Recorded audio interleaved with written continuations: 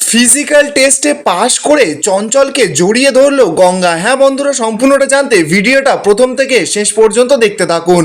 ধারাবাহিকের শুরুতে দেখা যাচ্ছে ডাইনিংয়ে বসে জেঠু আর অর্জুন গঙ্গাকে নিয়ে আলোচনা করছে। জেঠু অর্জুনকে বলছে যে ওই মেয়েটার মধ্যে না একটা জেদ আছে, তুই দেখে নিস অর্জুন, ও পুরো ট্রেনিং শেষ করেই বাড়িতে ফিরবে। ঠিক তখনই দেখা যাচ্ছে যে গঙ্গা তো ব্যাগপত্র নিয়ে বাড়িতে ফিরে এসেছে। পিয়ালি তো এবার গঙ্গাকে হঠাৎ করে দেখতে পেয়েছে, বলছে গঙ্গা। অর্জুনও তো এবার চমকে যায় গঙ্গাকে দেখে, বলছে সে কি, গঙ্গা ফিরে এলো কেন? অর্জুন তো এবার ছুটে গেছে গঙ্গার কাছে, গঙ্গাকে গিয়ে বলছে যে গঙ্গা কি হয়েছে তোমার, তুমি ফিরে এলে কেন? পিয়ালিও তো বারবার করে জিজ্ঞাসা করছে কি হয়েছে গঙ্গা, তোর কি শরীর টরীর খারাপ নাকি, কথা বলছিস না কেন গঙ্গা, কিছু বল। গঙ্গা তখন কাঁদতে কাঁদতে পিয়ালিকে বলছে যে পিয়ালি দি, আমি পুরো অসুস্থ, আমি অসুস্থ। অর্জুন তো এবার অবাক, গঙ্গাকে বলছে যে তুমি অসুস্থ মানে, আর তুমি ট্রেনিং থেকে ফিরে এলে কেন? গঙ্গা তো এবার পুরো ভেঙে পড়েছে, কাঁদতে কাঁদতে মাটিতে বসে পড়েছে আর বলছে যে স্যার, স্যার আমার পুরো সব কিছু শেষ হয়ে গেছে, আমি আপনার মুখ রাখতে পারলাম না স্যার, আমার আর পুলিশের চাকরিটা হলো না স্যার। অর্জুন তো এবার অবাক, অর্জুন গঙ্গাকে ধরে এনে চেয়ারে বসিয়ে বলছে যে কি বলছো কি তুমি, তোমার পুলিশের চাকরিটা হলো না মানে? গঙ্গা তো এবার সবটা জানাচ্ছে, বলছে যে আমি যখন সই করতে গেছিলাম তখন আমাকে আর সই করতে দেয়নি, বলছে আমার নাকি পুলিশের ট্রেনিং আর হবে না।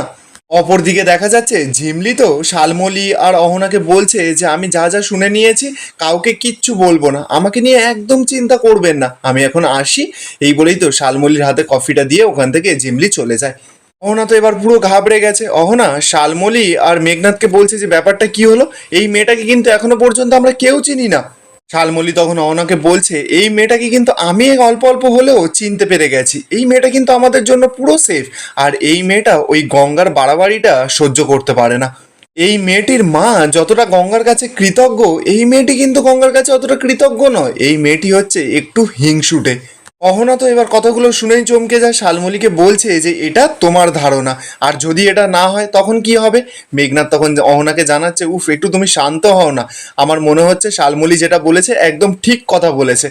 না না, মানে আমি ব্যাপারটা এক্সপ্লেন করে দিচ্ছি, ওই যে গঙ্গার যে দলের লোকগুলো আছে তাদের সঙ্গে কিন্তু এই মেয়েটা বেশি ওঠা বসা করেনি, ওঠা বসা করেছে সবসময় আমাদের সঙ্গে, আমাদের জন্য খাবার বানিয়ে দিয়েছে, আমাদের হেল্প করেছে সমস্ত কাজে, ইভেন মেজজেটিকেও পর্যন্ত হেল্প করেছে।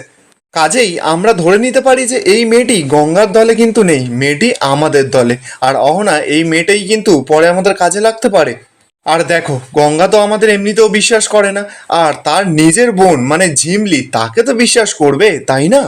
অপরদিকে দেখা যাচ্ছে গঙ্গা তো কাঁদতে কাঁদতে সকলকে বলছে যে আমার এই মির্গি রোগটা আছে না, এই মির্গি রোগ থাকলে পুলিশের চাকরি হয় না, এমনটাই ওরা বলল।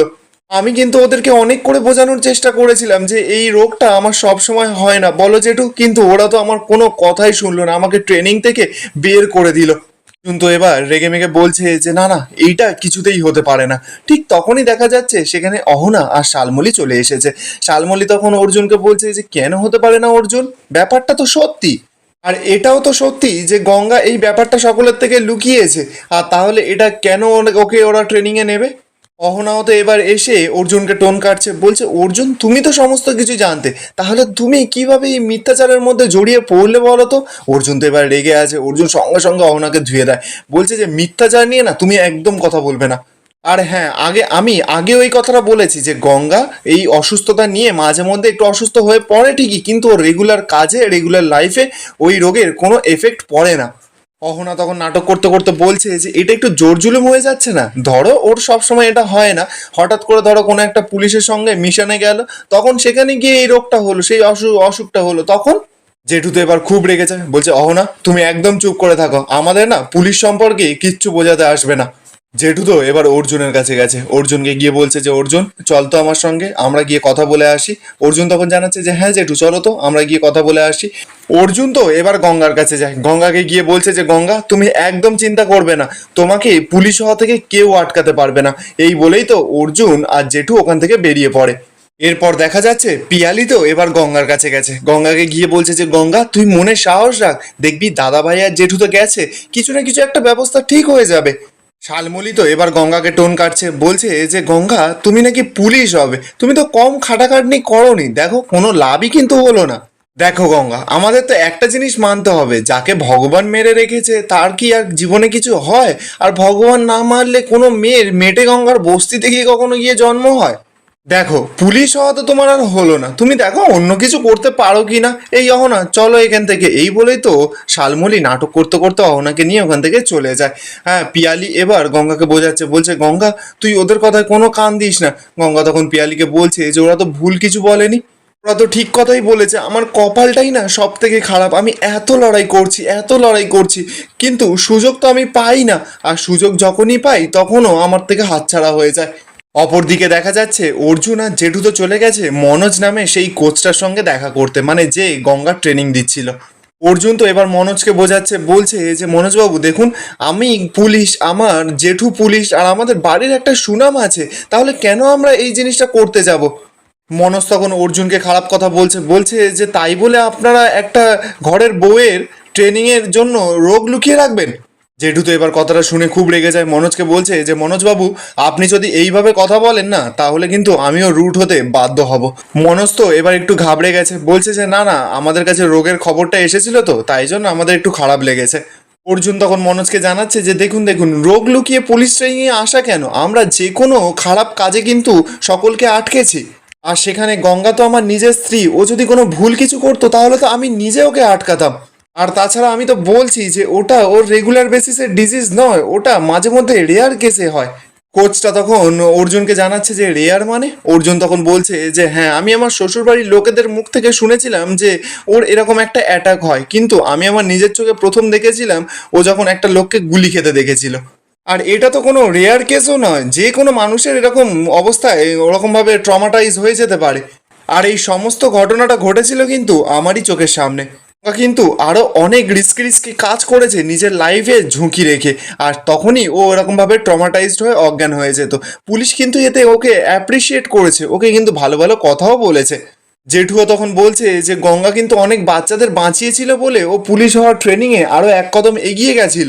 অর্জুন তখন বলছে যে হ্যাঁ এক্স্যাক্টলি, গঙ্গা কিন্তু যখনই এরকম কোনো সিচুয়েশন হয়েছে সবার আগে প্রথমে মানুষের প্রাণ বাঁচিয়েছে, তারপর নিজে ট্রমাটাইজড হয়ে অজ্ঞান হয়েছে। আর দেখুন, আমি কিন্তু ডাক্তারের সঙ্গেও কথা বলেছি, ডাক্তার জানিয়েছে যে এটা রেগুলার বেসিসে কিন্তু ট্রমাটাইজ নয়, মাঝে মধ্যে কখনো কখনো ও যদি স্ট্রেস নিয়ে ফেলে তখনই এটা হয়, আর তাও সেটা খুবই রেয়ার। কোচটা তখন বলছে যে কিন্তু পুলিশের চাকরি করতে গেলে তো এরকম সিচুয়েশন ওকে পড়তেই হবে, আপনি তো সবটা জানেন। জেঠু তখন কোচটাকে বলছে হ্যাঁ, যদি এরকম পরিস্থিতি হয় তাহলে কিন্তু গঙ্গা কখনো পিছিয়ে আসবে না, গঙ্গা কিন্তু নিজের শেষটা অবধি দিয়ে চেষ্টা করবে।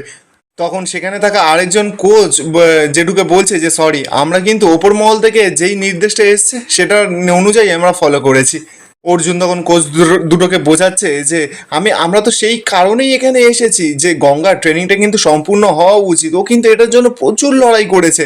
কোচটা তখন সরাসরি জানিয়ে দেয় যে দেখুন, আমাদের কিন্তু ওপর মহল থেকে খবর এসেছে, আমরা নিজেরা নিজেরা কিচ্ছু করতে পারবো না, আপনারা চঞ্চল স্যারের সঙ্গে কথা বলুন, উনি কি সিদ্ধান্ত নেয় সেটাই হবে। জেঠু তখন জানাচ্ছে যে ও চঞ্চল চঞ্চল যদি তাহলে পারমিশন দেয় তাহলে ট্রেনিংটা গঙ্গা কমপ্লিট করতে পারবে, তাই তো।